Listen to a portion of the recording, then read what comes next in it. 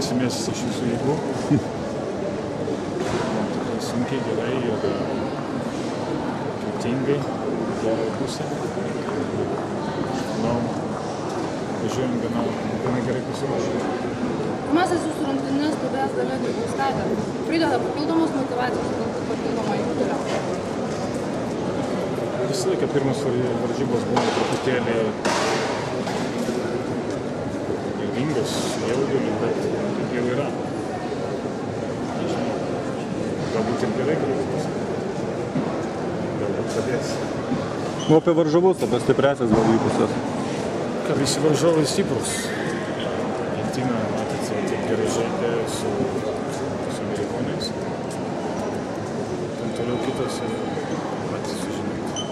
Sakočios varžybos nebus lengva, bus labai sunku. Taip, kad bus karas. Ar ta sportinė forma pagerėjo po atrankos turnyrų? Turint galvoje, kad vis tiek netradicinė ta vasara. Aš manau, aš tikiuosi, kad taip. Pamatysime. O žaidimo stilius pasikeitė? Turint galvoje, kad pasikeitė 3 žaidėjai.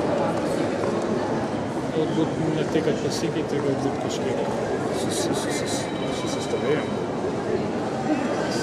Nebuvo to laiko prieš Venesuelą.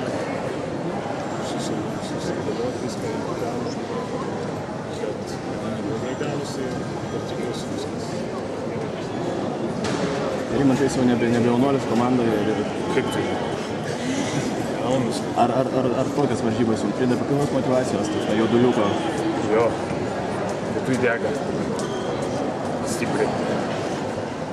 Rimantai, esat laisvasis agentas, bent jau taip sako spauda. Kada savo ateities apsispręsit? Neramina, kad važiuojat be kontrakto į olimpiadą?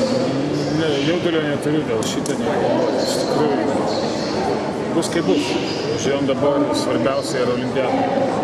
O kontraktas yra kažkokie pasiūlymai, kažkokie variantai? Nepradėk. Yra, bet tai kol kas nenorėčiau daryti. Tai sienų turbūt nebeliksite, ne? Tikriausiai, kad ne. Tikriausiai, kad ne.